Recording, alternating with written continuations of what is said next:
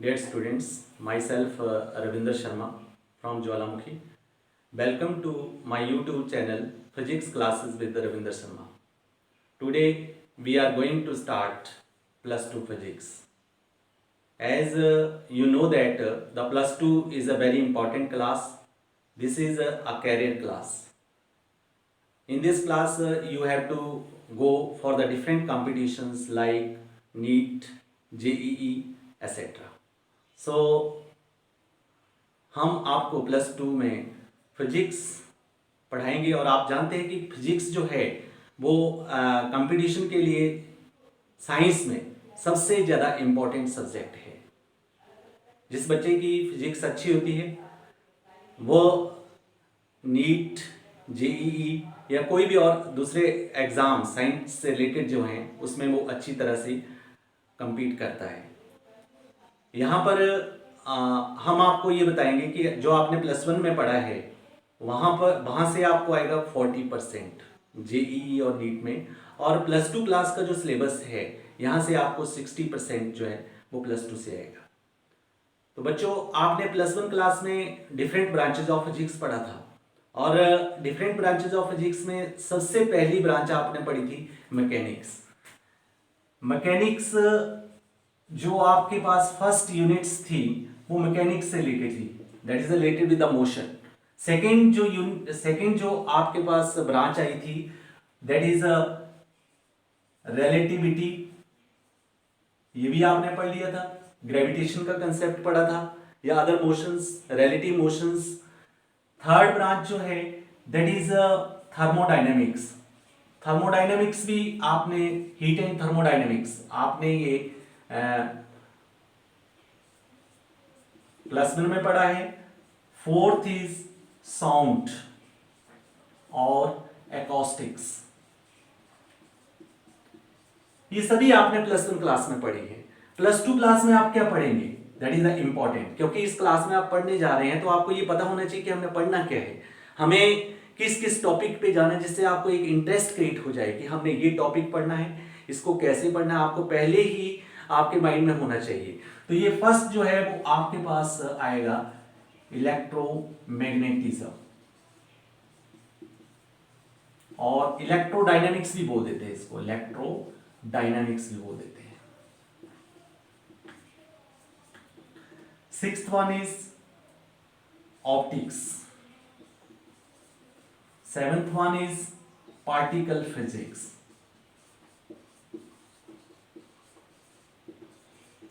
eighth one is nuclear physics, ninth one is electronics, and the last unit, there are total 10 units, और यहां भी मैं आपको branches 10 बता रहा हूं, जैसे कम्युनिकेशन फिजिक्स, एसेट्रा। ऐसे हमारे पास और ब्रांचेस भी हैं फिजिक्स के, लेकिन जो आपने प्लस 1 में आपने इन ब्रांचेस को आपने प्लस 1 में पढ़ा है, और ये जो ब्रांचेस हैं फिजिक्स की ये आप पढ़ेंगे प्लस 2 क्लास में। और बड़ा इंटरेस्टिंग बात क्या है कि ये जो आपकी इलेक्ट्रोमैग्नेटिज्म और इलेक्ट्रोडायनामिक्स है, जो कि आपके पास प्लस 2 की ब्रांच है, ये आपके पास, जैसे आपकी प्लस 2 की जो बुक है इसे हमने 2 वॉल्यूम्स में, या बोर्ड ने या हमारे जो ये इसको 2 वॉल्यूम्स में डिवाइड किया हुआ है। आप देखेंगे आपको 2 वॉल्यूम में बुक मिलेगी, और जो फर्स्ट वॉल्यूम है, फर्स्ट वॉल्यूम जो है, whole volume is of electromagnetism, ये पूरे का पूरा इलेक्ट्रोमैग्नेटिज्म है फर्स्ट वॉल्यूम। और सेकंड वॉल्यूम जो है वो, सेकंड वॉल्यूम आपके पास जो है वो यहां से है, ऑप्टिक्स से लेकर, this is the second volume. आप देखोगे जो फर्स्ट बुक है उसमें आपको ये मिलेगा इलेक्ट्रोमैग्नेटिज्म, और इसमें हमारे पास ये जो आपको 5th 6th 7th 8th 9th 10th ये आपके पास 6 ब्रांचेस हैं, और ये 6 ब्रांचेस जो है वो 10 यूनिट्स में डिवाइड की हैं। और जो ये फर्स्ट ब्रांच है दैट इज इलेक्ट्रोमैग्नेटिज्म, ये फर्स्ट वॉल्यूम में होगी। ये अपने आप में इसके हमारे पास 5 यूनिट्स हैं, और फर्स्ट यूनिट क्या है, जैसे फर्स्ट वॉल्यूम में आपके पास जो फर्स्ट यूनिट आएगा इलेक्ट्रोस्टैटिक्स। सेकेंड यूनिट आएगा करंट इलेक्ट्रिसिटी। थर्ड यूनिट आएगा magnetic effects of current, magnetic effects of current and magnetism. Fourth unit आएगा आपके पास electromagnetic induction and AC, and the fifth unit is electromagnetic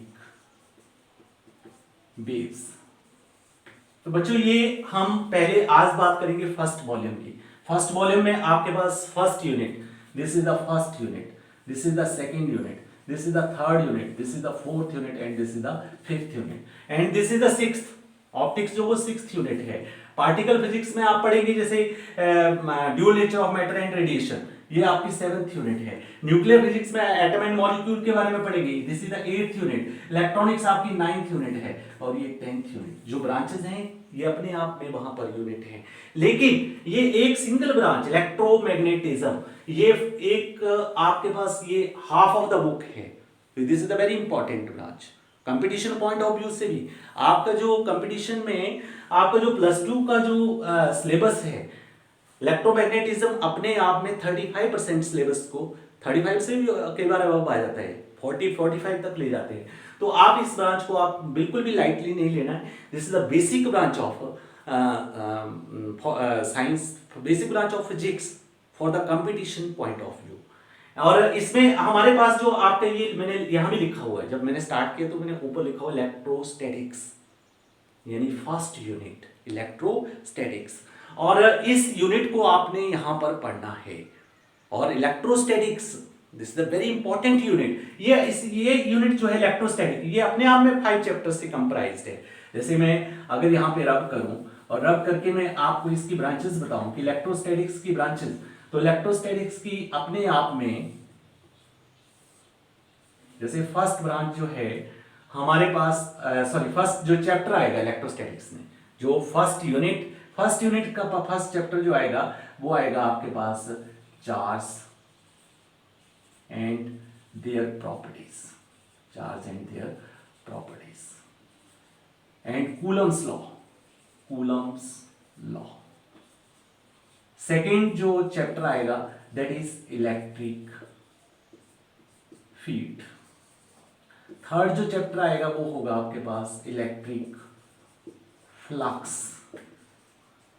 fourth chapter आएगा electric potential.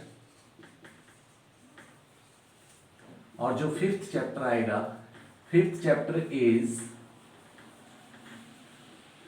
Electrical capacitance, electrical capacitance. तो आप note कर रहे हैं कि इलेक्ट्रोस्टैटिक्स जो एक फर्स्ट यूनिट है आपकी +2 की, उसमें हमारे पास 5 चैप्टर हैं और ये पांचों चैप्टर इससे कोरिलेट हैं।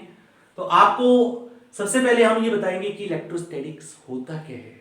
What is electrostatics? जैसे कि इसका नाम है इलेक्ट्रोस्टैटिक्स। देखिए इलेक्ट्रो, ये 2 वर्ड से मिलकर बना हुआ है, electro plus statics.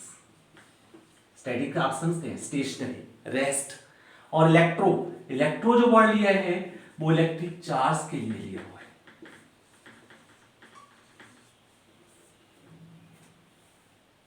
So in this unit you study the electric charge. In what way? At rest. Electric charge is at rest. It means electrostatics is the branch of physics which deal with the study of electric charge at rest. देखिए electrostatics branch है physics की जो किसके साथ study कर रही है, किसके साथ? इलेक्ट्रिक चार्ज की स्टडी कर रही है। किस पोजीशन में? रेस्ट में। और जब इलेक्ट्रिक चार्ज रेस्ट में है तो वो क्या करता है, उसकी क्या प्रॉपर्टीज होती हैं, उसका क्या कैरेक्टर है, वो आपको इन 5 चैप्टर्स में मिलेगा। देखो फर्स्ट चैप्टर, जैसे मैंने बात की कि electrostatics is the branch of physics which deal with the study of electric charge at rest. तो ये आपका फर्स्ट चैप्टर आपको ये बताएगा कि इलेक्ट्रिक चार्ज क्या होता है, उसकी क्या प्रॉपर्टीज हैं, उसका बिहेवियर, उसका एक बिहेवियर होता है कि जैसे चार्ज लाइक चार्जेस रिपेल करते हैं, अनलाइक चार्जेस अट्रैक्ट करते हैं। वो कूलम ने दिया है, कूलम के नाम से यूनिट ऑफ चार्ज है, वो आगे हम बात करेंगे, तो वो कूलम लॉ आएगा। नेक्स्ट में कि जब भी कोई चार्ज कोई कहीं पे प्लेस किया है तो उसके चारों तरफ एक रीजन होता है, एक स्पेस होता है, जिसमें कि कोई दूसरा चार्ज जो होता है वो कोई ना कोई उसके ऊपर इफेक्ट होता है, कोई ना कोई फोर्स एक्सपीरियंस करता है, उसे हम बोलते हैं, उस रीजन को बोलते हैं हम, उस फील्ड को बोलते हैं electric field. Next is electric flux. जब भी कोई चार्ज कहीं पर है तो उस रीजन में वो अपनी क्या कर रहा है, इलेक्ट्रिक लाइंस ऑफ फोर्स छोड़ रहा है, उस रीजन में इलेक्ट्रिक लाइंस ऑफ फोर्स होंगी, तो वो इलेक्ट्रिक लाइंस ऑफ फोर्स कितनी हैं, उनका नंबर कितना है, वो इलेक्ट्रिक फ्लक्स देता है। जब भी कोई कहीं पे कोई चार्ज है तो वहां पे उसका क्या होगा, एक पोटेंशियल होगा, यानी उस रीजन में, उस फील्ड में आप किसी दूसरे चार्ज को ला रहे हैं तो you have to do some work, आपको कोई वर्क करना पड़ेगा। वो जो वर्क है पर यूनिट चार्ज वो इलेक्ट्रिक पोटेंशियल होता है। पढ़ते हैं आप, पोटेंशियल आपने सुना है, जैसे हमारे घरों में इलेक्ट्रिक सप्लाई होती है, कितने वोल्ट का पोटेंशियल है। इलेक्ट्रिकल कैपेसिटेंस, जैसे कोई भी डिवाइस है, कोई वो क्या कर रहा है, कोई चार्ज को स्टोर कर रहा है, वो चार्ज को स्टोर करे, कितना चार्ज उसने स्टोर किया, उसकी कैपेसिटी कितनी, उसकी एबिलिटी कितनी है किसी कंडक्टर की चार्ज को, that is denoted by electrical capacitance. तो आप यहां पर नोटिस क्या करेंगे कि in the whole unit the charge is at rest. सभी कंसेप्ट में आपके पास चार्ज कैसे आएगा, रेस्ट में आएगा। So students, electrostatics is the branch of physics which deal with the study of electric charge at rest. So electrostatics में आप चार्ज को स्टडी करेंगे, कैसे करेंगे, रेस्ट में स्टडी करेंगे। अब क्वेश्चन ये राइज होता है कि इलेक्ट्रिक चार्ज है क्या। देखिए इलेक्ट्रिक चार्ज की अगर हम डेफिनेशन की बात करें या सिंपल जो आप पढ़ेंगे, ये मैं बाद में बात करूंगा आपसे कि इलेक्ट्रिक चार्ज का कंसेप्ट आया कहां से, इलेक्ट्रिक चार्ज है क्या। लेकिन अगर हम जैसे इसकी डेफिनेशन की बात करें कि इलेक्ट्रिक चार्ज क्या है, तो इलेक्ट्रिक चार्ज जो है आप जानते हैं मैटर होती है, कोई भी हमारे चारों तरफ सराउंडिंग में क्या है, मैटर है। Matter solid, liquid, gases state में एग्जिस्ट करती है, और उस मैटर में उसकी एक इंटरनल प्रॉपर्टी है इलेक्ट्रिक चार्ज, इसे हम क्यू से डिनोट करते हैं, स्मॉल क्यू से भी या कैपिटल क्यू से भी। It is the internal property of matter due to which electrical and other related effects are produced. अब आपके माइंड में आएगा कि कैसे वो इलेक्ट्रिकल इफेक्ट्स प्रोड्यूस होते हैं, मैटर में वो प्रॉपर्टी कहां से डेवलप हुई, कहां से वो राइज हुई, या फिर जैसे मैंने यहां पे लिखा हुआ है कि types of charge, charge is of two types, positive charge, negative charge. ये पॉजिटिव चार्ज और नेगेटिव चार्ज का कंसेप्ट कहां से है, ये चार्ज हमारे पास दो तरह का होता है, इसकी पोलैरिटी पॉजिटिव होगी या नेगेटिव होगी। या फिर हमारे पास जैसे ये मैं आपको ये 4 पॉइंट से आपके पास लिखे हुए हैं कि जैसे चार्ज की अपनी एक नेचर है, charge is scalar quantity, it is not a vector quantity, it is only magnitude. SI unit of charge is coulomb, coulomb इसकी एसआई यूनिट है, और सीजीएस यूनिट क्या है, स्टेट कूलम। दोनों में रिलेशन क्या है, 1 coulomb is equal to 3 cross 10⁹ statcoulomb. आपको ये याद रखना पड़ेगा कंपटीशन के लिए। ये कूलम क्यों दिया, क्योंकि आपको मालूम है जब हम चार्ज की प्रॉपर्टी पढ़ेंगे आगे कि like charges repel, unlike charges attract, और किस फोर्स से वो अट्रैक्ट और रिपेल करते, किसने दिया था, coulomb. Coulomb is the name of scientist जिसने इस कंसेप्ट को दिया, उसी के नाम से इसका यूनिट चला हुआ। डायमेंशनल फार्मूला की बात करते हो तो डायमेंशनल फार्मूला क्या होता है, एटी। अब आपके माइंड में आएगा कि ये एटी क्यों है, ए क्या है, A for ampere the unit of current, and T for time. आपने पढ़ा है डायमेंशनल फार्मूला में, मैकेनिक्स के लिए आप 3 क्वांटिटी लेते हैं, एम एल टी। आपको पता है कि आपने +1 क्लास में पढ़ा था 7 बेसिक फिजिकल क्वांटिटीज, उसमें आपके पास जो इलेक्ट्रिसिटी है उसके लिए क्या क्या आता था, करंट आता था, और करंट की यूनिट क्या होती थी, एम्पियर। एम्पियर का क्या लेते हैं हम, ई। मैकेनिक्स में मास के लिए एम, लेंथ के लिए एल, टाइम के लिए टी, ल्यूमिनस इंटेंसिटी का candela C D, amount of substance का मोल एमओएल, टेम्परेचर का केल्विन के लेते हैं। तो वो आपके पास ये जैसे एम एल टी के सी डी ए, ये सारे हमारे पास 7 क्वांटिटी के लिए, और लास्ट में क्या आता है मोल, MOL, ये 7 फिजिकल क्वांटिटी के लिए। अब हमने इसको ड्राइव करना है डायमेंशनल फार्मूला, तो आपको ये मालूम है, अभी नहीं आपने, लेकिन 10th क्लास में आप पढ़ चुके हैं कि इलेक्ट्रिक करंट क्या होता है I, और करंट क्या होता है flow of charge, I is equal to Q upon T। Current is the flow of electric charge, तो Q क्या बनेगा, Q बनेगा आपके पास I इंटू टी, और I का आपको पता है एम्पियर और T का टाइम, तो ये AT क्या है डायमेंशन ऑफ पावर। ये जो यूनिट हैं इलेक्ट्रोमैग्नेटिज्म, इलेक्ट्रिसिटी और मैग्नेटिज्म आपने 10th क्लास में पढ़ा हुआ है, ऑप्टिक्स आपने 10th क्लास में पढ़ी हुई है, जो आप +2 में पढ़ेंगे। तो आप थोड़ा सा 10th क्लास को भी थोड़ा सा अपने माइंड में रखिए, वहां पे आपने ऐसा यूनिट ऑफ चार्ज भी पढ़ा है, कूलम होता है। अब नेक्स्ट पॉइंट जो है, this is the important, these are the important point, और this point is very important. The basic charge और the minimum charge on a body is the charge on electron और proton. जो कोई भी body है उसके ऊपर जो बेसिक चार्ज है या मिनिमम चार्ज है वो कितना होगा, 1.6 इंटू 10⁻⁹, इससे कम चार्ज नहीं होगा। इसी से हमारे पास एक प्रॉपर्टीज ऑफ चार्ज आएगी, quantization of charge. Electric charge is quantized, charge exist, charge have a discrete nature. So students, जैसे हम बात कर रहे हैं इलेक्ट्रिक चार्ज के बारे में, और इसके जो एक्साइटिंग फिनोमेना आप अपनी डेली लाइफ में ऑब्जर्व करते हैं। आपने ग्लास स्केल होती है आपके पास, जब आप उसे अपने सिल्क क्लॉथ, जैसे ये ग्लास स्केल है, मैं सिल्क क्लॉथ के साथ इसे रब करूंगा तो ये ग्लास स्केल क्या करेगी, it attracts the small bits of paper या फिर स्मॉल डस्ट पार्टिकल, ये अट्रैक्ट करती है। इसी तरह से ये प्लास्टिक रॉड है, इसे मैं रब करूंगा तो ये भी क्या करेगी, ये अट्रैक्ट करेंगी।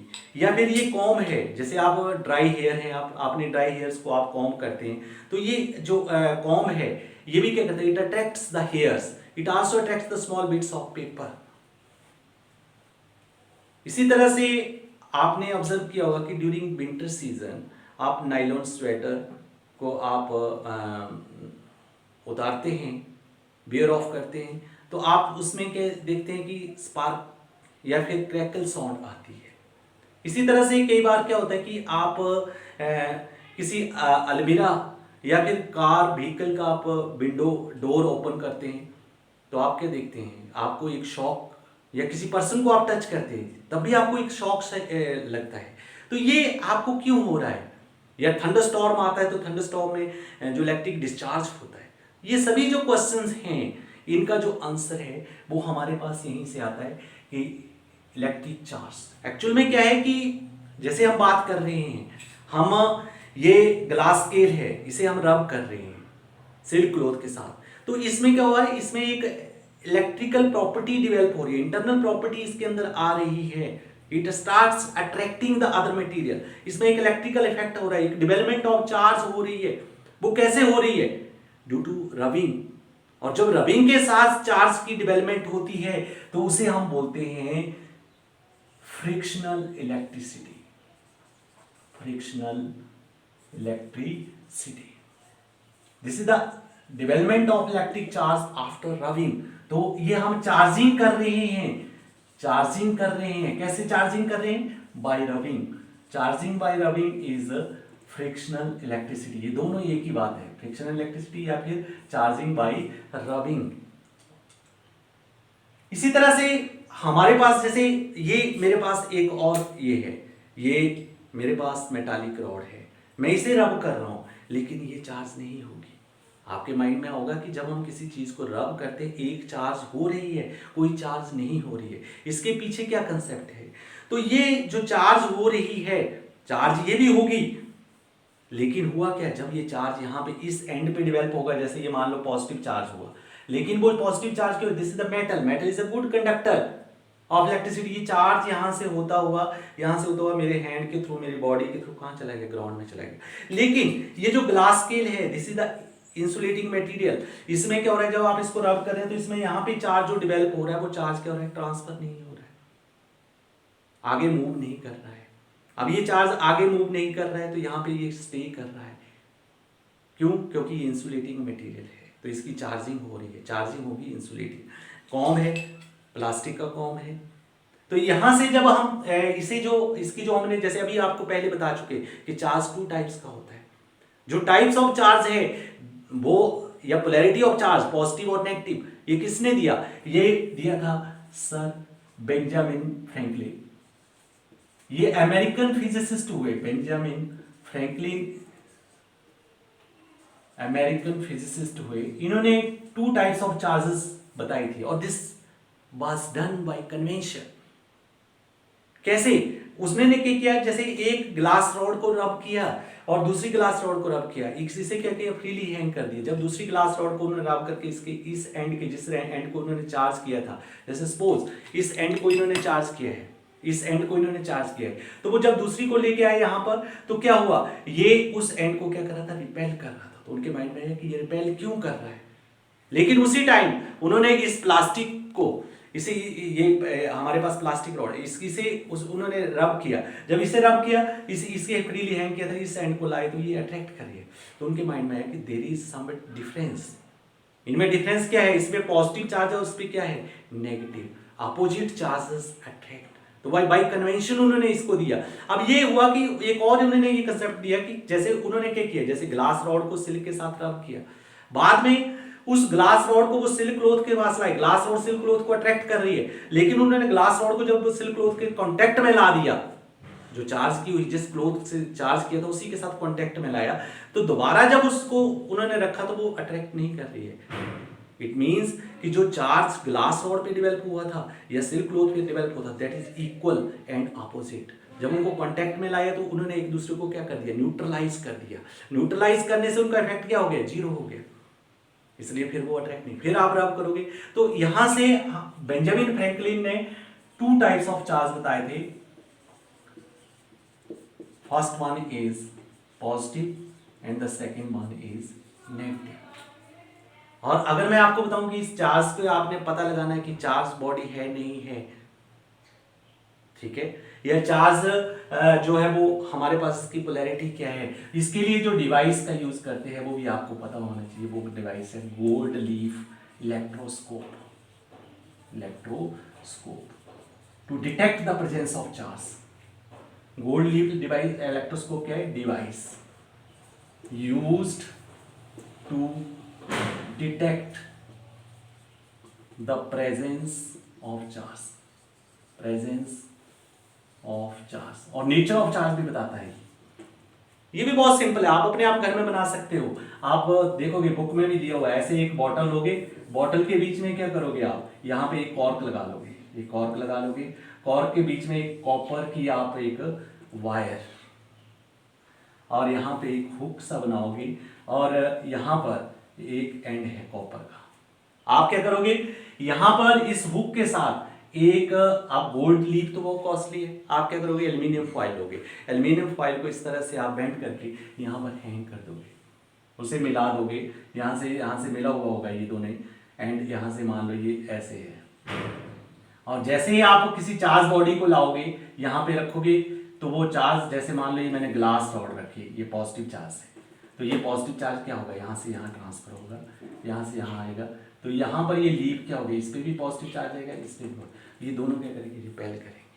तो ये पता लग जाएगा कि बॉडी चार्ज है नहीं है। अनचार्ज बॉडी को लगाएंगे तो नहीं होगा। तो अपने आप बना सकते हैं। एक बॉटल लीजिए, बॉटल में एक कॉर्क लगाइए, कॉर्क में एक कॉपर की आप वायर डालिए, वायर को थोड़ा सा हुक बना के एक आप ये, तो ये आपके पास गोल्ड लीफ इलेक्ट्रोस्कोप, इससे आप डिटेक्ट कर सकते हैं presence of charge. Glass scale को आप रब कीजिए, रब करने के बाद पास लाइए, तो ये जो आपके पास ये हैं, ये जो एल्यूमिनियम फॉइल के जो लीफ है ये सेपरेट हो जाएगा, ठीक है। और जैसे आप इसे फिर इसके कांटेक्ट में जैसे आप इसको ये करेंगे तो ये फिर वैसे, तो ये आपको ये अनचार्ज बॉडी को लाएंगे तो ये इसमें कोई सेपरेशन नहीं है। तो यहां पर ये चार्जिंग बाय रबिंग है, इसे हम फ्रिक्शनल इलेक्ट्रिसिटी भी बोलते हैं। इसके लिए अगर आपको जैसे देखना है तो ये हमारे पास positive negative, positive charge develop होता है या फिर नेगेटिव होता है। पॉजिटिव कौन सी बॉडी पे आता है, नेगेटिव किस पे आता है, जैसे ग्लास रॉड पे क्या आता है, पॉजिटिव किसके साथ रब करते हैं, सिल्क क्लॉथ के साथ। ग्लास रॉड पे पॉजिटिव, सिल्क क्लॉथ पे नेगेटिव। इसी तरह से हमारे पास फर और कैट स्किन, इसके साथ अगर आप रब करोगे, किसे, प्लास्टिक, यस, इसके पहले हम इवोनाइट रॉड लेते हैं, इवोनाइट रॉड और एम्बर, इसके ऊपर नेगेटिव आता है। इसी तरह से वुलन आप कोई भी क्लोथ लोगे या वुलन क्लोथ या कोई वुलन किसी भी तरह का आप ये लेंगे, इसे आप करेंगे प्लास्टिक, लेदर, रबर, इन सभी पे नेगेटिव आएगा। देखिए ये मेरे पास ये प्लास्टिक है, इसे मैं रब कर रहा हूँ, इसे मैं रब कर रहा हूँ, ये दोनों अट्रैक्ट करेंगे। इसका मतलब ये है कि इसके ऊपर अलग चार्ज है, इसके ऊपर अलग चार्ज है, ये नेगेटिव है, ये पॉजिटिव है, और इक्वल एंड अपोजिट होगा। ठीक है, इक्वल एंड अपोजिट किस पे होगा, जिसको आपने रब किया है, इन पे नहीं हो सकता है। ठीक है, नेक्स्ट वे जो है वो हमारे पास जो चार्जिंग बाय रबिंग आपने पढ़ा, अब आया charging by induction. Charging by induction, induction जो होता है वो इंड्यूस्ड इफेक्ट होता है, that is the charging done on a body not with the physical contact. आपने फिजिकल कॉन्टैक्ट नहीं किया, विदाउट फिजिकल कॉन्टैक्ट आप चार्जिंग करेंगे तो वो क्या होगी, चार्जिंग बाय इंडक्शन। इंडक्शन से चार्जिंग, देखिए इंडक्शन से आप आगे भी पढ़ेंगे, बहुत इंपॉर्टेंट टॉपिक है, इंड्यूस्ड ईएमएफ आएगा, इंड्यूस्ड करंट आएगा, इंड्यूस्ड आपके पास इलेक्ट्रोमैग्नेटिक, इंडक्शन में बहुत ही इंपॉर्टेंट टॉपिक है इंडक्शन। देखिए मेरे पास क्या है, एक मैंने ये इंसुलेटेड स्टैंड लिया हुआ है, ये इंसुलेटेड स्टैंड है, इसके ऊपर क्या है, ये मेटालिक स्फीयर है, मेटालिक स्फीयर। मैंने इसकी चार्जिंग करनी है, मैं क्या करूंगा, एक ग्लास रॉड या ग्लास स्केल मैंने रब की हुई है, वो लेके आया और वो पॉजिटिव चार्ज है। जब मैं इसके पास लाऊंगा इस एंड पे, तो ये तो अपने आप में ये मेटालिक स्फीयर जो है, ये क्या है, न्यूट्रल है। इसके पास कोई भी बॉडी अपने आप में न्यूट्रल है, उसके पास जितना पॉजिटिव चार्ज होगा उतना क्या होगा, नेगेटिव।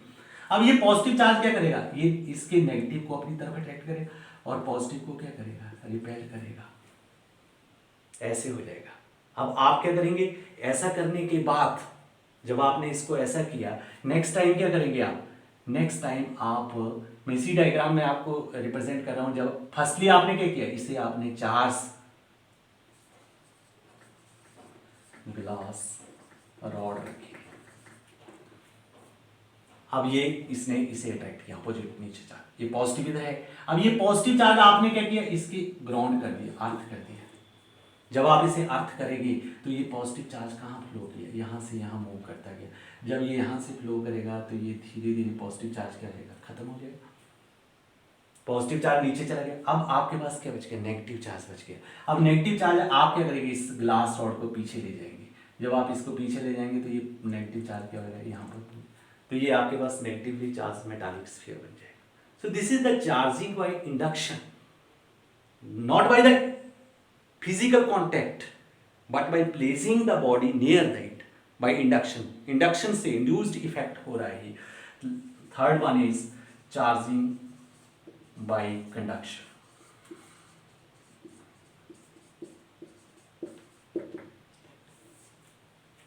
कंडक्शन, कंडक्टर आप समझते हैं, इसमें कंडक्शन से होता है, जैसे आप बॉडी को क्या करेंगे, जैसे आपके पास मेटालिक स्फीयर है, आप क्या करेंगे, इस जो आपने चार्ज ग्लास रॉड को लाए इसके कांटेक्ट में लाएंगे, जब इसके कांटेक्ट में लाएंगे, जब this charging done by placing a charge body in physical contact with another charge body, जो ये चार्जिंग बाय रबिंग था, ये दोनों अनचार्ज बॉडी थी, उनको आपने क्या किया, रब किया, रबिंग के कारण फ्रिक्शन हुआ, फ्रिक्शन के कारण इलेक्ट्रिसिटी डेवलप हुई, जो चार्जिंग हुई, charging by rubbing, friction electricity, charging by induction by placing near the charge body. इसमें क्या, by placing the charge body in contact with the uncharged body. Charge क्या होगा, जब आप इसको इसके कांटेक्ट में लाएंगे, जैसे ये मान लो मेरे पास ये मेटालिक स्फीयर है, मेटालिक स्फीयर, मैंने क्या किया, एक ग्लास रॉड लाई, यहाँ पे इसके कांटेक्ट में ले, ये अपने आप में न्यूट्रल है, जितना नेगेटिव है उतना पॉजिटिव है,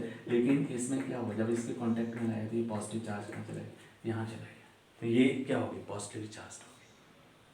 तो आप देख रहे हैं कि ये जो चार्ज एक ऐसा कंसेप्ट है, it is the internal property of matter, matter के अंदर की प्रॉपर्टी है, जिसके कारण क्या हो रहा है, electrical and other related effects. Electrical effects मतलब बॉडी क्या कर रही है, दूसरी बॉडी को अट्रैक्ट करके रिपेल कर रही है, इलेक्ट्रिकल फोर्स लगा रही है, इलेक्ट्रोस्टैटिक फोर्स लगा रही है। आगे बताएंगे आपको कूलम लॉ से कि ये कितनी फोर्स लग रही है, कैसे लग रही है, पॉजिटिव पॉजिटिव को क्या कर रहा है, रिपेल कर रहा है, पॉजिटिव नेगेटिव को क्या कर रहा है, अट्रैक्ट कर रहा है, कितनी फोर्स से अट्रैक्ट कर रहा है, कूलम लॉ बताएगा आपको। इसी तरह से आप देखेंगे कि ये जो चार्ज है वो कैसे अपने चारों तरफ एक रीजन क्रिएट कर देता है जिसमें अदर बॉडी फोर्स है, उसे हम बोलते हैं इलेक्ट्रिक फील्ड। वो नेक्स्ट चैप्टर में आप पढ़ेंगे। अभी आप नेक्स्ट लेक्चर में आप देखेंगे चार्ज की प्रॉपर्टीज।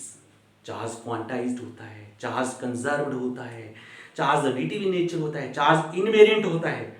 ये डिफरेंट डिफरेंट प्रॉपर्टीज हैं, इनको आप नेक्स्ट लेक्चर में पढ़ेंगे। ये जो आपको मैंने बताया हुआ है इसे आप रिवाइज करेंगे, और जो आप जब पढ़ते हैं जहाँ पे आपको प्रॉब्लम लगती है उसका स्क्रीनशॉट लीजिए, उसे स्लो कीजिए, उसे आप दोबारा, और साथ साथ में नोट्स बनाइए। नोट्स बनाएंगे, आपको जो इंपॉर्टेंट टॉपिक लगता है, इंपॉर्टेंट बीच में जो पॉइंट्स लगते हैं उनको आप निकालिए, और निकाल के उनका आप नोट्स बनाइए जिससे कि आपको दोबारा जो है वो मेमोराइज करना ईजी रहे। तो that's all about today's lecture. Thanks and have a nice day.